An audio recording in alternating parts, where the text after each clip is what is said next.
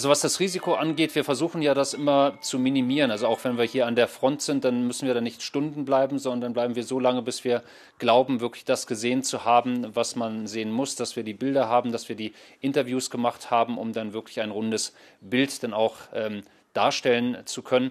Ansonsten ist es natürlich so, dass da immer ein gewisser Ehrgeiz dabei ist, ein journalistischer Ehrgeiz dabei ist, eben hier vor Ort zu sein, nicht irgendwo weit draußen von außerhalb das Ganze zu beschreiben, sondern mit eigenen Augen zu sehen und wirklich das wiedergeben zu können, was auf den Straßen passiert, was an der Front passiert, was dir die Menschen sagen. Und das ist etwas, was ich, glaube ich, schon seit vielen, vielen Jahren habe, dass ich, wenn ich zu Hause bin, dass ich unruhig bin, wenn ich eben nicht vor Ort bin und dass ich dann, wenn ich vor Ort bin, natürlich dann auch den Ehrgeiz habe, gute Informationen zu bekommen, gute Geschichten zu machen etc.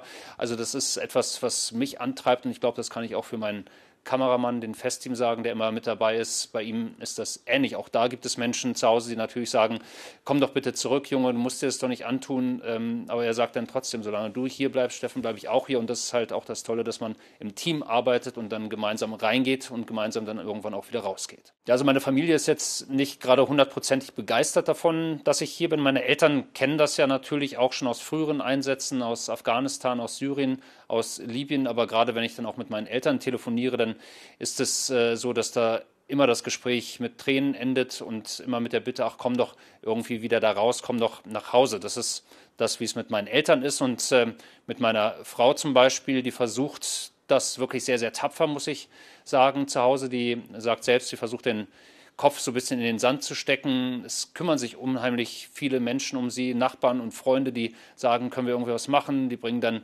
was zu essen zum Beispiel vorbei oder der Nachbarshund wird ausgeliehen, damit da ein bisschen Abwechslung ist. Und meine Frau bittet dann auch immer darum, beispielsweise auch in der Kirche, dass die Leute sie gar nicht darauf ansprechen, gar nicht fragen, wie es ihr geht, weil sie nach Möglichkeit das Ganze irgendwie ein bisschen von sich wegschieben will. Also das ist bestimmt nicht sehr, sehr einfach und umso bewundernswerter ist das, dass ich eben nicht am Telefon von ihr höre, komm doch bitte nach Hause, ich kann nicht mehr, ich brauche dich hier, ich habe Angst.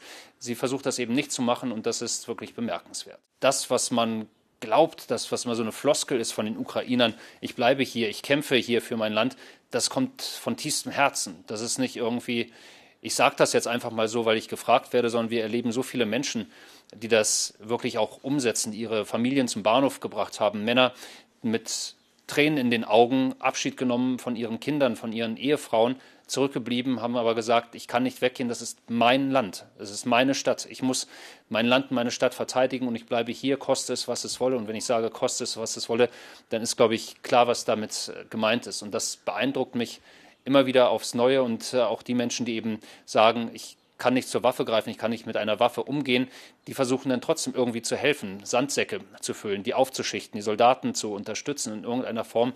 Also das ist wirklich bemerkenswert, dieser Patriotismus hier einerseits und dann dieser unbedingte Überlebenswille, den wir jeden Tag auf den Straßen auch erleben.